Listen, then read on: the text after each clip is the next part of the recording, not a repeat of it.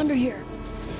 What the gameplay needs to do is immerse you in the world, give you as many interesting actions to survive in this world and overcome obstacles. And obstacles could be infected, it could be other people, it could just be the environment, it could be rushing water, anything that could happen in this post-apocalyptic world. Are you clean?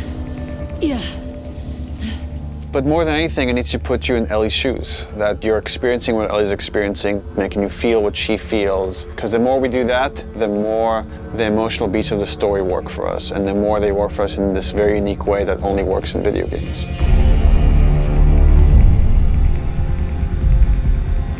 The gameplay philosophy of The Last of Us Part 2 is putting you in the shoes of Ellie and everything that that means. It means giving you a threat constantly, as this world has. It means giving you the hard choices.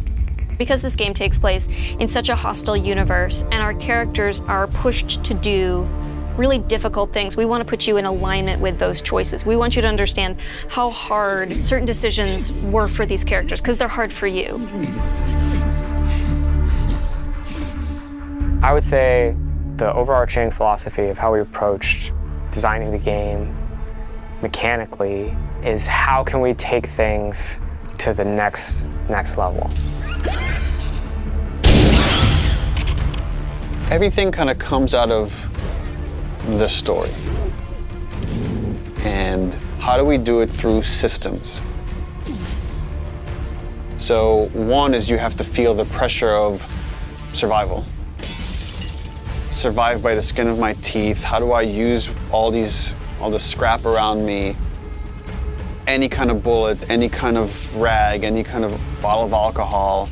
How do we give you that sense of being a survivor in this world?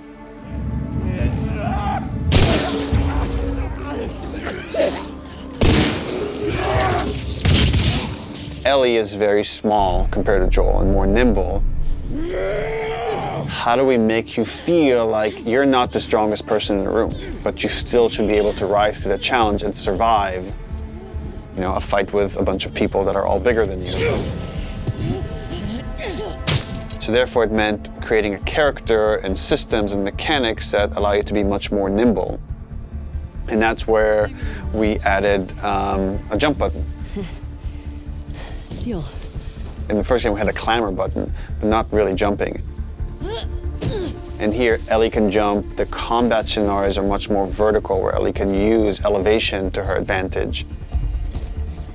Prone is a huge, huge one. Prone, obviously, it means to lay flat on the ground. Something so simple, again, something that in real life you'd be able to do. Letting the player have access to all their weapons, all the items, crafting, everything while in that position. And it just creates so many more emergent things in gameplay. Now that we have this other state that the player could be in, which are very low to the ground, how else can we use this other than just hiding in vegetation? We're like, well, there's a lot of man-made things or different structures that have collapsed that allow just enough space for you to crawl under, which means that now, as enemies are looking for you, you can crawl under things and hide, and it's just one more way to assess your environment and use it to Ellie's advantage. Now, because you can hide under things, we made them smarter and gave them the ability to look under things. So while you might hide somewhere and be safe for a while, eventually they're going to start looking under stuff, and if you're hiding under a truck and they spot you, they're going to yank you out and then try to kill you.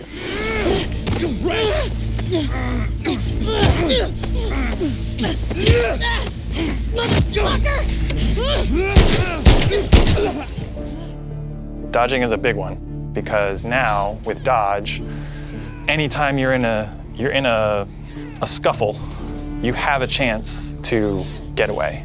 You have a chance to counterattack. It lets escape be an option as well. Sometimes you just gotta run. And that is another part of this world, which is sometimes the threat is so overpowering that you just have to get away. When you are partially hidden, or you're in grass, that means people from afar can't see you, but people from closer can kind of see you. They will eventually acquire you. You're not completely hidden when you're in grass. She went into the grass. Watch yourself. And it makes you as a player become much more aware of your surroundings. Jump, prone, dodge, all these things feed into both exploration and combat because it lets us expand the space. The size of spaces can be bigger, the intricacy of spaces can be more complex, and it still works exactly as you would expect. So when it came to our level design, we really wanted to challenge ourselves to make a world that really felt like a real space as much as we possibly could and didn't feel like a series of combat encounters and exploration spaces and then combat encounters that felt like a Hall of Horrors or something, but something that really felt like a space that you could explore that seemed like a legitimate urban environment.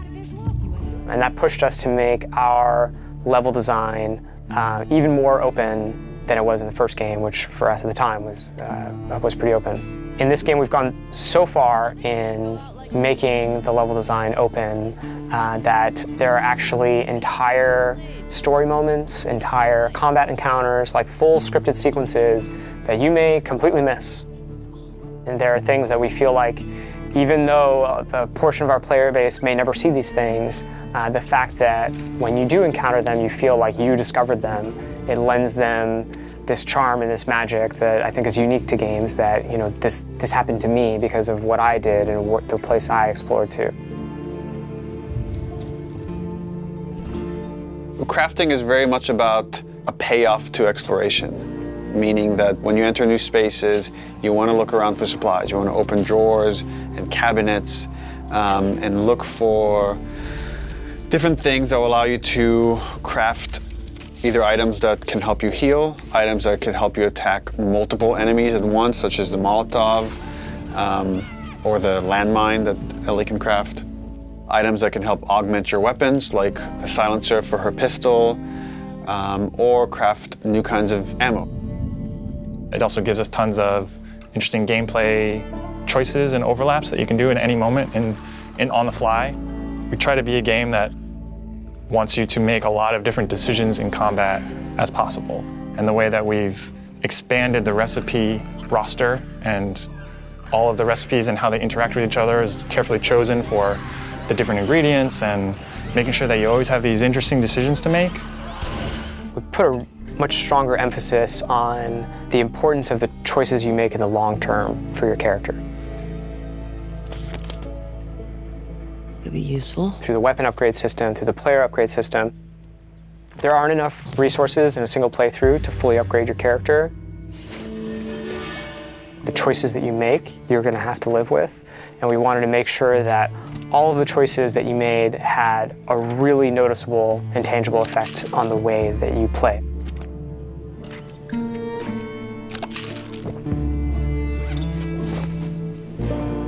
You feel a greater kinship with Ellie because you are living with decisions that you've already made. Like you are continuing this through line of her journey through this world, and the moment-to-moment gameplay is influenced by that in a way that we haven't before.